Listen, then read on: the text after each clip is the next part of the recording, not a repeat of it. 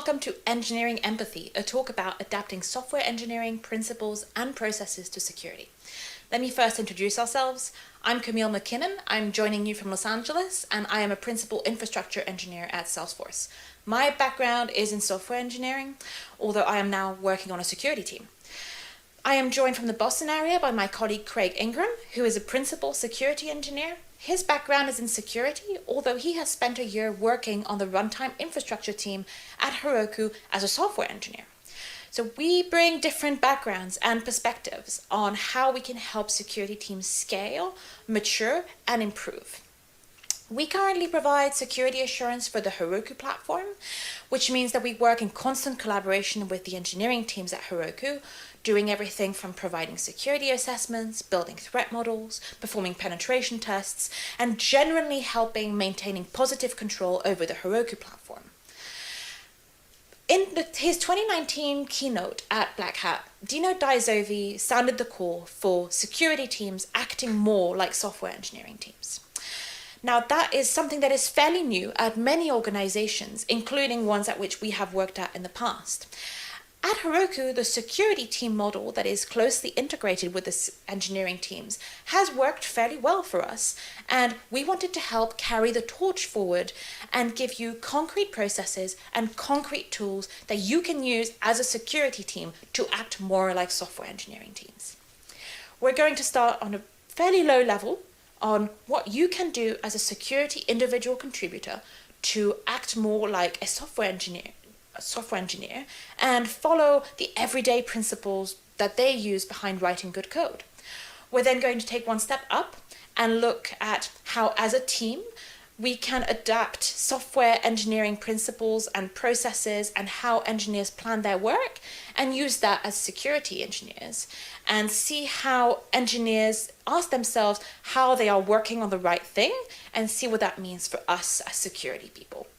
We're then going to take a 10,000 feet view at what DevOps culture adoption on software engineering teams means for us as security engineers. Now let's get started with everyday principles. The everyday principles behind writing good code that we have chosen to talk about today, and welcome to your first acronyms of today's presentation, are KISS, keep it small and simple, DRY, don't repeat yourself, and TDD, test-driven development. So let's start with KISS. Keep it small and simple. What that means is that as a security engineer, you should strive that your recommendations should be simple and straightforward and understandable, clear and actionable by your engineers. What does that even mean? Let me give you an example. At Salesforce, we have a fairly complex cryptographic policy. It is this multi-page document. It is technically complex. And it needs to be. It has to cover every single cryptographic use case at a fairly large company with fairly complicated systems. Now, when an engineer comes to us with a question about cryptographic use cases, it is super tempting to just send the policy because it covers everything, right? We have found it a lot more effective to have language-specific guides, for example, and we have picked the most commonly used languages at Heroku, the most common cryptographic use cases, and prepared libraries and snippets that engineers can just take and use as is. Now, absolutely, you can link back to a complex policy or a really in-depth white paper that explains the rationale behind your security recommendation. If the engineer wants to dig deeper and understand all those things, that's wonderful. But don't make that the only thing you give your software engineers. Give them a way to have a very actionable and clear answer to the problem that they have and get them shipping faster. What we also mean by keep it small and simple is not just the recommendation itself is nice, small, and simple and short. And let me give you an example of that. In my past life as a software engineer, I once had a security engineer file a bug against a system I owned that wasn't using MTLS to communicate with other systems. His recommendation was to use MTLS. That's really simple and short recommendation. I completely understood what that security engineer was asking of me. But no one else at my company was using MTLS. We had none of the PKI infrastructure that I would have needed to put that in place. So I estimated that as an extra large, put it on our long-term projects for my team. And by the way, if you work a lot with software engineering, that means it's never going to happen. We have a lot of competing priorities. Very large projects that are on long-term backlogs, not very likely to make it to production anytime soon. Now, a year passed, nothing happened, and then another security engineer came back a year later. But this time it wasn't just with a bug, this time it was with 10 other engineers who he had contacted across the company who had similar MTLS bugs filed against their systems. He got us all together, and then together we designed and built a proper PKI infrastructure, which became my company's MTLS infrastructure, and we could solve all our security bugs together. That meant, because there were multiple of us, and because we were getting so much guidance to build it, we knew what we were building, we were getting help, it wasn't all on one team, so it was doable for us to invest our time to actually build it, and we got it done. Now that's a whole lot more work for security. Yes, it is. Keeping things simple for engineers may absolutely mean more work for you in the short term. What it does mean, though, is that your recommendation is more likely to be followed. And what it does mean is that it can help your company or organization's security posture improve. So it's probably worth it, in a lot of cases, to invest at the beginning on keeping things simple for your engineers to help them secure whatever systems they are working on. I'm going to hand it over now to Craig to talk to you about dry. Over to you, Craig. All right. Thank you, Camille. So the next principle we're going to talk about is dry, or don't repeat yourself. Dry is the opposite of wet, which stands for we enjoy typing or wasting everyone's time. The concept here is that we are reducing duplication of code, and this is a common cause for engineers to do a refactor. You can see in the screenshot we have an engineer that was doing some code changes and implementing dry, and they took out a whole bunch of code that was spread out through the code base, and there's the same sort of code, and they reduced it to a single function. And the result of using dry is that you'll have code that's more readable, more testable, that's easier to add to in the future or make changes to, because it's not littered throughout and it's only in one place. So as security engineers, how can we implement dry? Well, one way might be thinking about all the findings that we see that are repeated throughout a code base or that keep coming up throughout an organization. And you might think dry here would be creating a template for cross-site scripting bugs that you can copy and paste and reuse every time you come across one. While that might make you feel productive as an engineer, it's not really solving the problem of these bugs repeating themselves at your organization. So there's better ways to do that, and we can take a step back and start thinking and asking ourselves, why are these bugs showing up? Maybe this is a good opportunity for security engineering to start providing better patterns to avoid them. Like Camille was talking about with the encryption standards, that we added other things in those language security guides for how to avoid cross-site scripting and other common vulnerabilities in language-specific guides for engineers. Another way to think about this is, outside of documentation, providing actual reusable code and libraries that engineers could use. Good candidates for this are things that are used absolutely everywhere, like authentication, things that are complex and easy to make common little mistakes, like encryption or not logging sensitive data.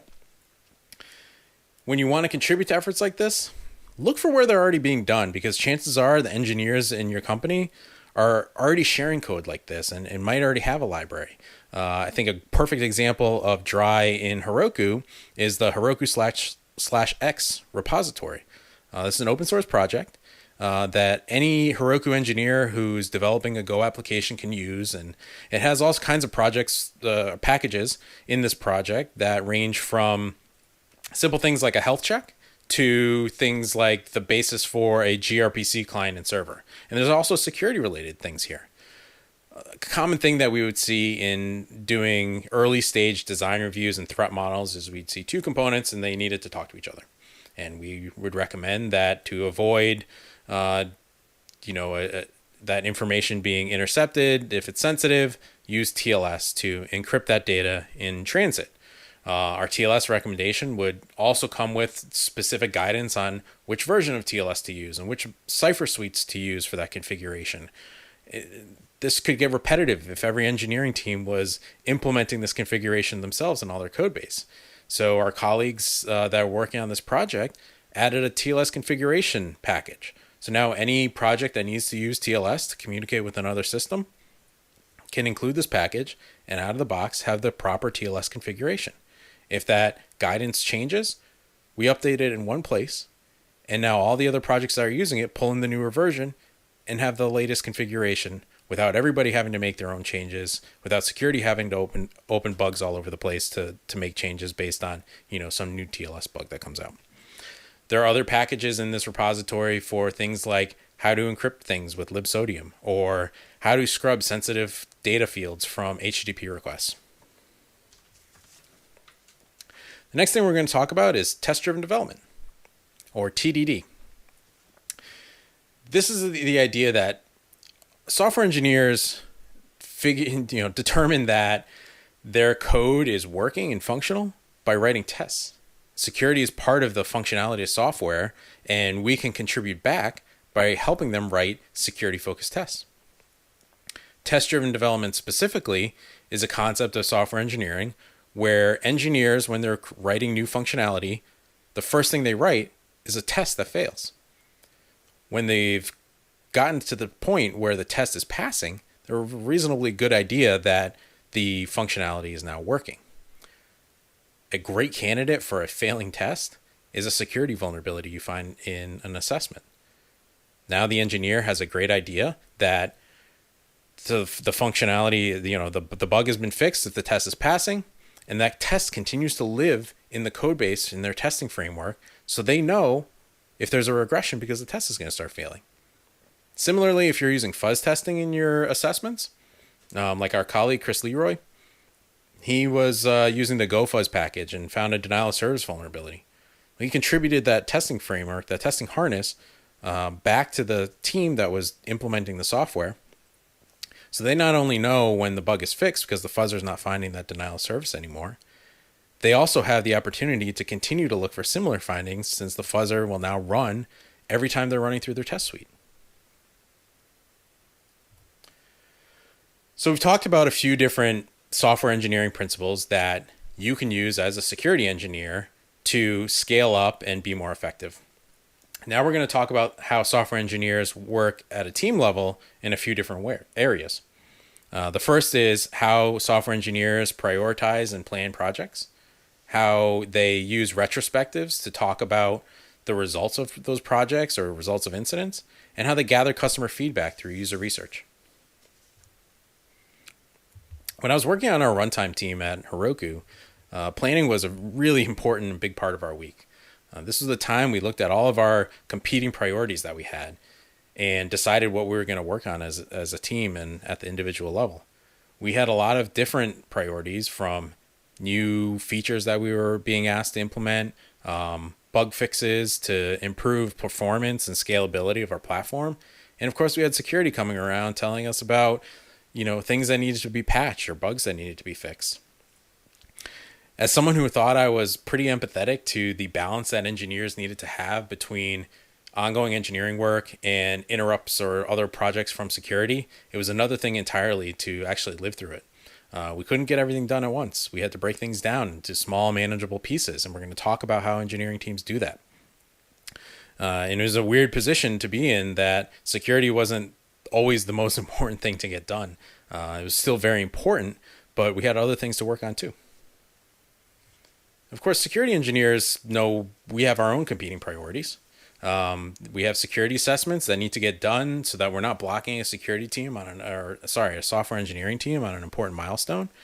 We want to develop tools and automation to improve our effectiveness as a team and coverage of code changes. And you might have deeper research you want to do, or you might want to put together a Black Hat talk. How do you balance that with all the other things that you already have planned or that need to get done? Well, engineering teams scale through breaking projects down into manageable pieces, and a lot of them will use things like OKRs, or objectives and key results.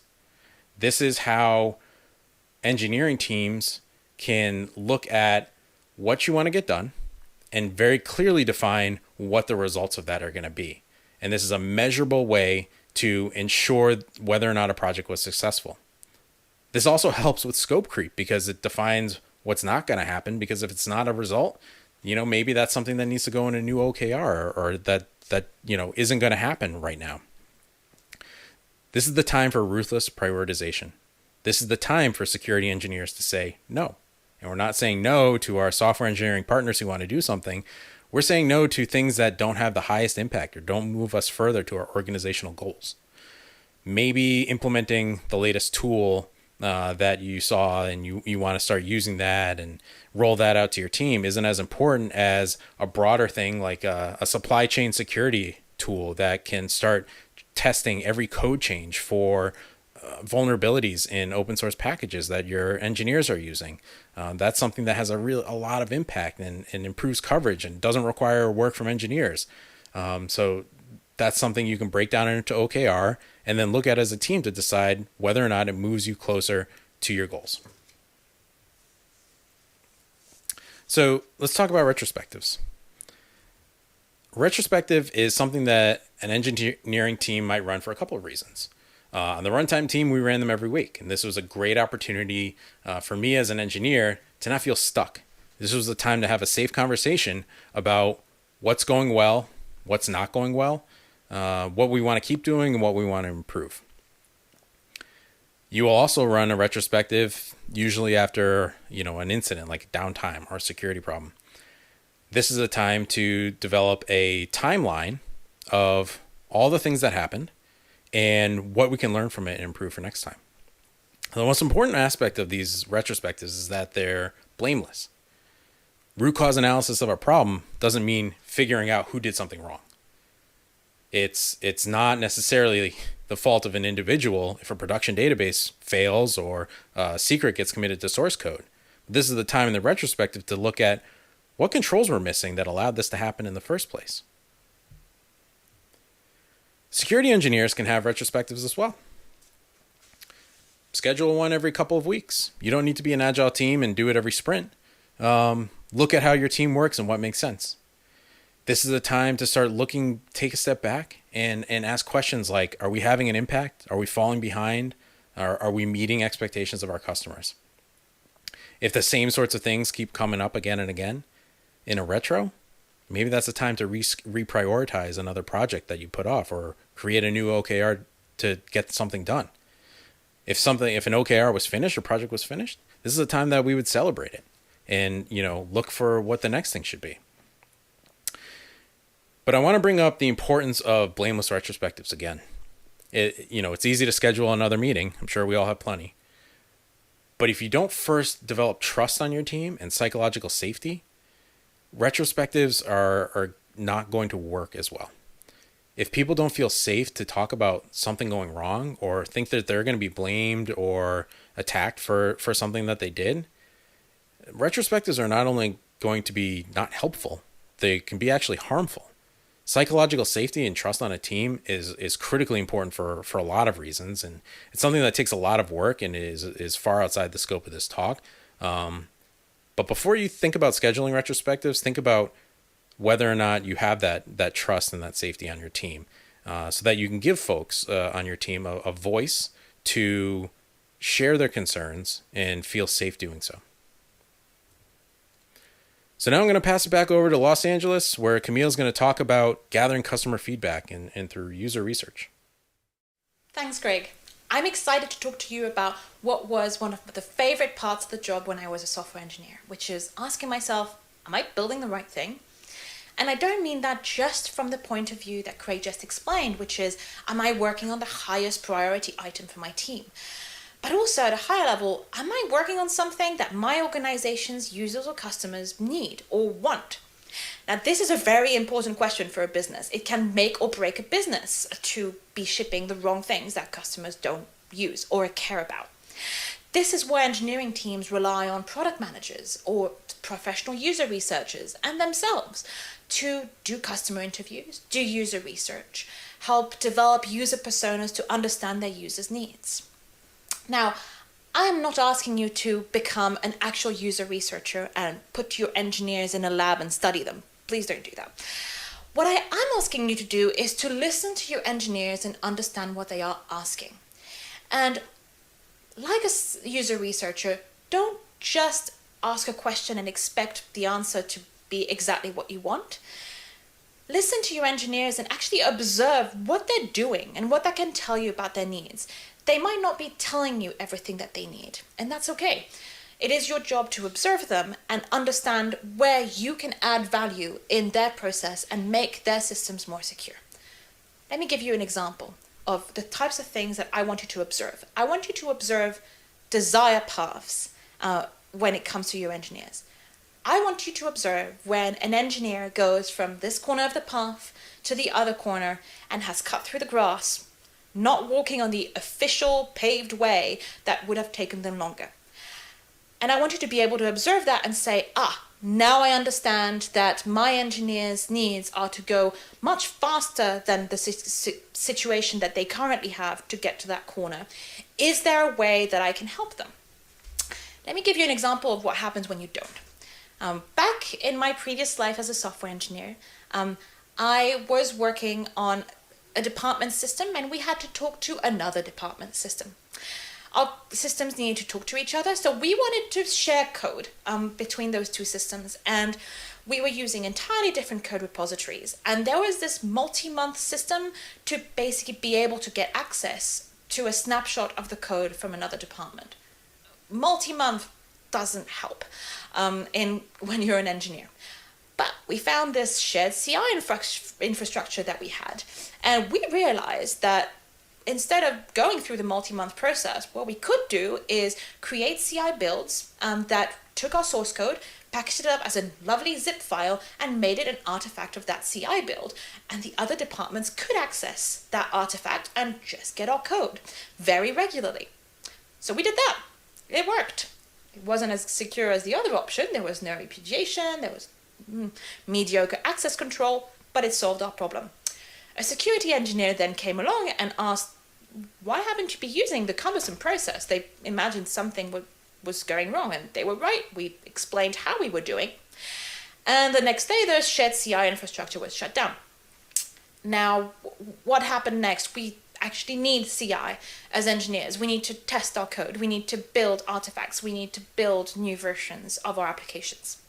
So what happened is that a few days later, some mystery machine happened to appear under an engineer's desk, and that was our CI for a while. Now, that machine was not being scanned by the department's official security scanning systems. It was not using a secure image. We definitely were not doing security in a good way. Eventually, what happened as that team is that it became so difficult to ship code that engineers got frustrated, and there was a massive engineering team exodus. Now, there are a lot less dramatic examples that can happen in your organization when you can spot a desire path for engineers. And it is not your job to say, wrong, walk on the paved path. It is your job to say, the paved path is more secure. I see that you need something that is faster. How can we get to a compromise of you get to your path faster, but you are respecting a higher level of security than what you're currently doing? It is very difficult, and I still encourage you to try to understand your engineering team's needs, because what it means is that your recommendations are more likely to be followed. Even if you have to say no in some cases, having an engineer actually understand that you have looked at their need, you have looked and understand why they need to get there faster, and have tried to work around their problems and help them build something more secure, will go a long way to make sure that your recommendations are likely to be followed. Now let's take a step back and take a 10,000 feet view of our organizations and see how DevOps culture has been adopted by our software engineers and what that means for us as security engineers. We're going to be talking today about measures, and here's some new acronyms: SLOs and SLIs, service level objectives and service level indicators. We're going to also talk about the maniacal focus that engineers have on removing toil through automation. And finally, we're going to talk about what shifting left means for your security organization.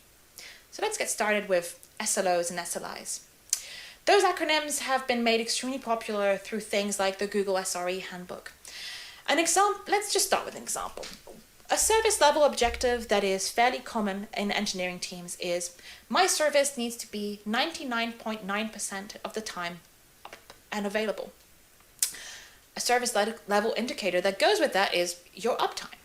Now, what makes SLOs and SLIs so effective in engineering teams that we have seen use them are that specific actions are taken when indicators reach certain levels.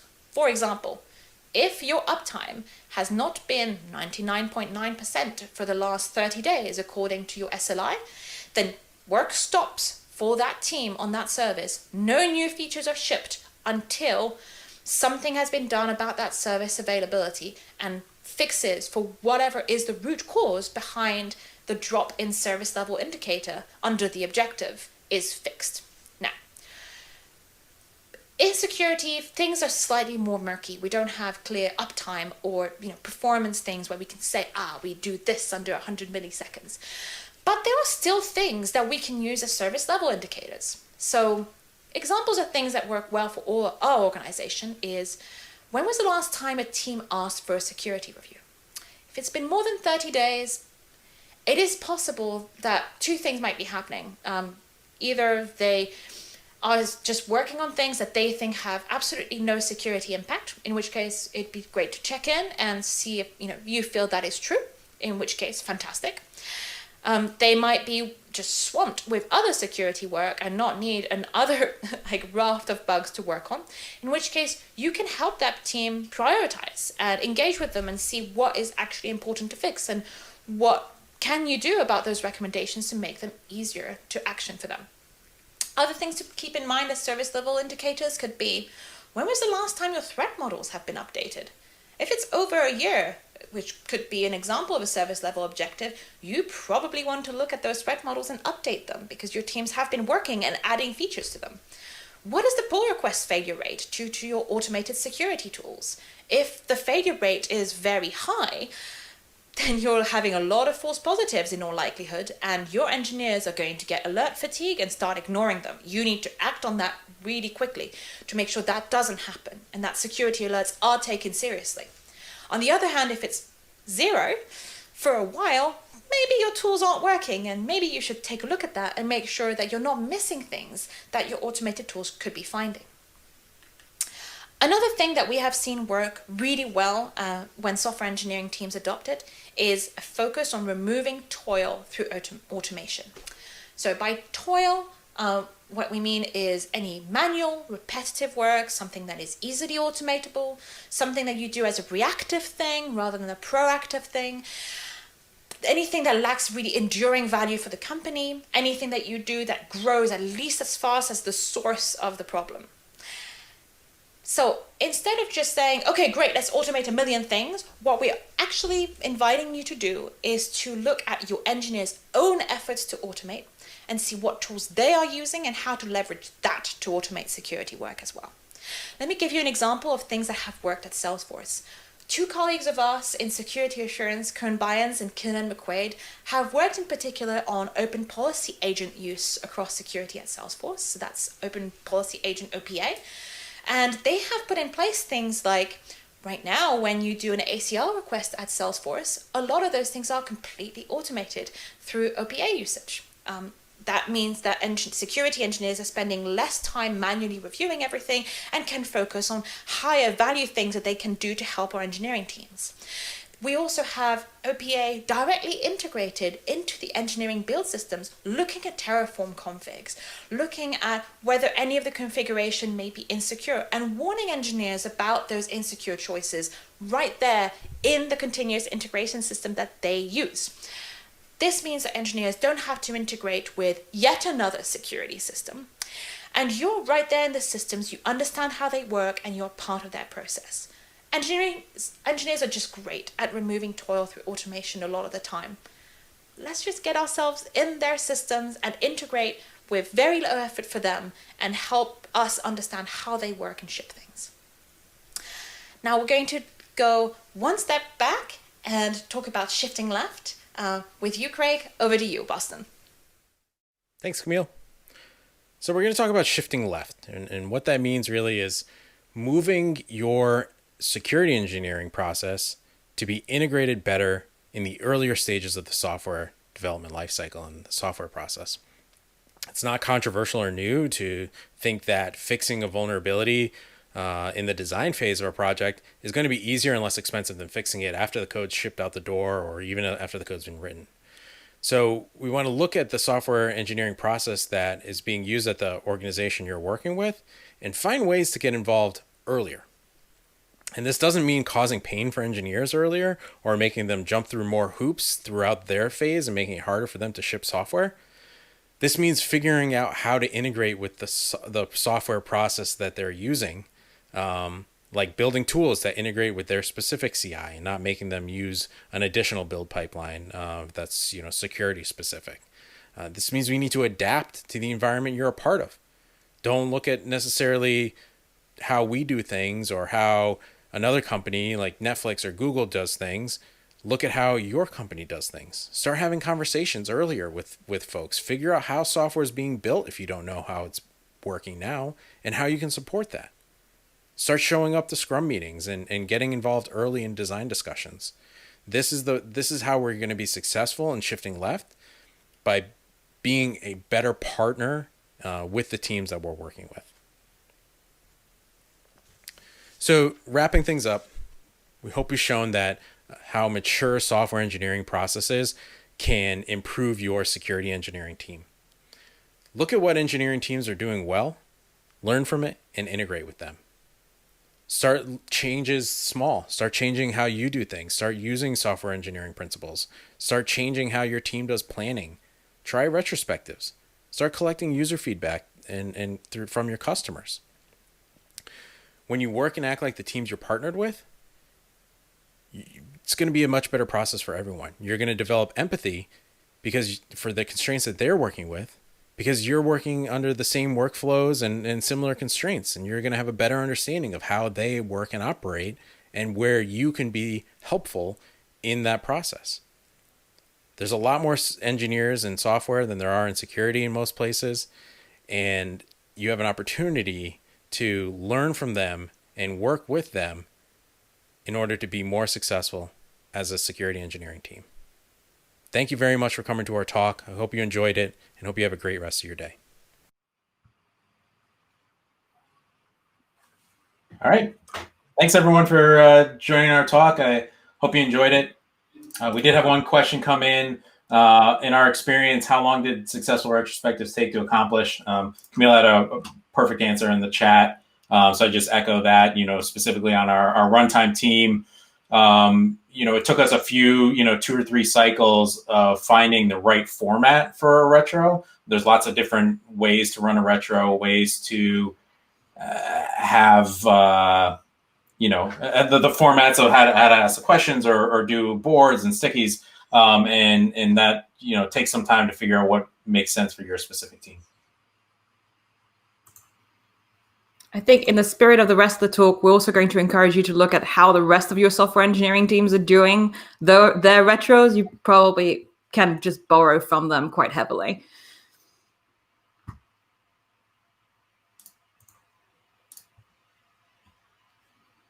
Cool.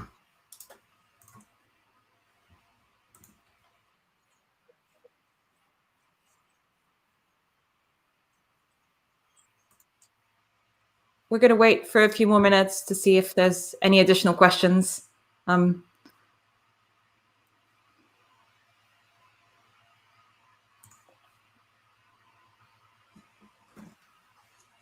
All right, we have something coming in. So you talked a little about sizing earlier. How do you recommending sizing security efforts? That's a really excellent question. So well, we've actually tried a few things on our team, and so we have things that sort of worked and didn't work. One of the things that has medium worked in my experience on security teams have been using point-ish systems. So in software engineering, you can sort of have point systems of, a 1 point is a very small task, a 5 point is big. And if you see something is 10 points, it's probably too big to be its own thing. And so you have to sort of divide it up. So it kind of depends what kind of security team you are. So if you're working on sort of, let's say, lots of security assessments, using story points starts making sense because you're like, a security assessment is going to be a large or a small or medium, and you can use points or t-shirt sizes to do that. If you're on the type of security team that does more sort of long-term projects, that's where it gets harder, right? So you develop your OKR of the major project that you're helping the engineering team ship, but then you can use story points on individual tasks within that project. But estimating an overall project, as we all know, is unbelievably difficult. So what I would look in those cases is, how do you report to your executives about how you're supposed to deliver those projects? Are you the kind of company that needs like tight timelines, tight deadlines? Do you need to report on those things on a sort of weekly basis? It's so dependent on how you're reporting up on success of your company. So ultimately, on a weekly planning, you can use story points like engineering teams to help understand how much work you're getting through. But when it comes to large-scale efforts, look at how you're reporting as a company and how you can make sure that your work is visible and understood to the rest of your coworkers. Cool. We've had a few more questions come in. The next one, how do you build that trust and safety for blameless retrospectives? Wow, that could be its own talk subject or training session for sure. I think it's that, to reuse the word empathy. I think as a more senior person on the team, it's being open and honest and being okay with being vulnerable in conversations, to help show other people on the team that it's okay to be vulnerable in your team, and set that example and standard is really important. There's lots of good resources, I think, that Camille linked in the chat, Courtney Eckert's talks, and the Etsy guides as well around blameless retrospectives. But it's a process, and that could extend things out past that, like 2 to 3 cycle for getting meaningful retrospectives if you don't already have that in place on your team. We have another question coming in, which is, how early in the CI/CD process are you inserting your security-focused static analysis? Depends on your tool. From experience, if your static analysis doesn't take absolutely ages to run, it works absolutely great as like literally something that runs on every commit as part of a GitHub pull request, or whatever it is that you're using on the source code repository in your company. If it is something that like takes ages to build, look at inserting it into your CI/CD pipeline. So basically, the general principle is as early as possible as you can make it without being a complete pain for your engineers. Because if your engineers grow to hate it, then you're losing that battle. So as early as possible, as long as it's not impeding software engineers' work. Great. We have, I think there's one more. How do you handle scan results as technical debt? Yeah, this is tricky too, but I think it's the way that we look at it is any scan results, first, not just taking them for face value and spending time and like using your expertise as a security engineer to validate those scan results, that they're actually, are you getting an alert about a missing Bluetooth patch on your AWS servers? And maybe that isn't the highest risk that it says it is in the scan format. And look at that, and look at how your engineering teams are handling priorities for any other bug, and align that to those priorities. If a P0 means X number of days, maybe that's where your critical bugs align, and see if you can use their bug filing software to speak their language and treat security bugs like any other production breaking bug, or this is kind of a nuisance sort of issue, and align those things. All right. We have 30 seconds left, so I'm going to quickly do, how do you recommend handling scenarios where security is having to be overlaid over existing product applications? That's unbelievably difficult. I think I'm going to try answering that one in chat because I don't think I can do this in 15 seconds live unless, Craig, you want to give it a shot. Oh, yeah, I think, we'll be happy to stick around and chat and answer questions or reach out to us on Twitter. Happy to extend the conversation. Thank you all very much. Thank you so much.